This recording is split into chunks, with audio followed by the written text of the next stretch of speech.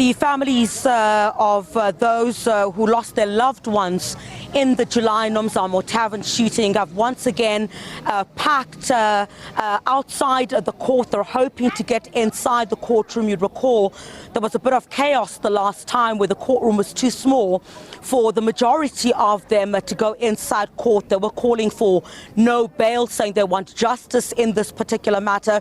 You would know that they're facing, these 5 suspects are facing 19 charges, but 16 of those of murder are related to the Nomzamo Tavern shooting. As you correctly pointed out, 16 patrons had died in that particular tragedy. Also, just a few moments ago, I managed to speak to one of the legal representatives of one of the accused. You would recall one of the legal representatives the last time had raised concern about his client being arrested and being before the dock, saying that he's quite surprised because he had also assisted police in this particular investigation. So they didn't understand why his client had been arrested and was before the dock.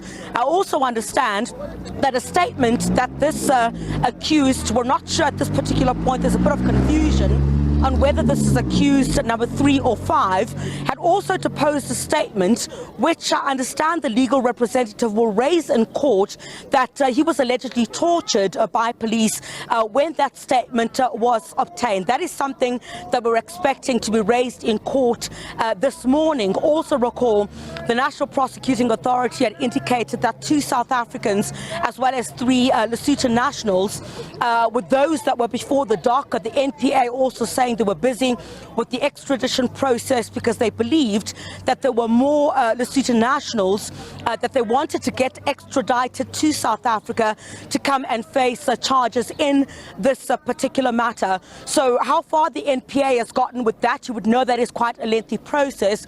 We're not expecting much headway with regard to that at the moment, but we're also expecting then a postponement in this particular matter when you have this legal representative for who we're not sure at this particular point due to confusion whether it is accused number 3 or 5, who will raise some of these concerns inside this court.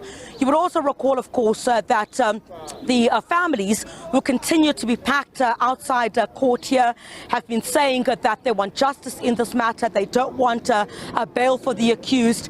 We're not expecting the bail application to go ahead in this particular matter this morning, as we do know that some other issues need to be ironed out before that does take place. The National Prosecuting Authority also saying the last time that they believe that the suspects are linked to what is believed to have been a syndicate, according to the NPA, which was dealing, wanting to control mining operations at abandoned sites and a cable theft syndicate.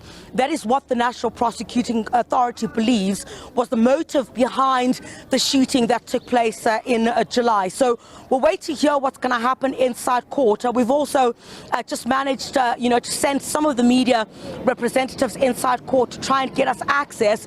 The courtroom, it seems, may have changed from the one that we were sitting in the last time due to capacity issues, and also to try and accommodate the many families, who lost their loved ones that are here behind me, or are hoping this time around they'll be able to get inside court. But I'm expecting a postponement in this particular matter, and that legal representative to raise an issue regarding a statement which is alleged to have been taken under duress.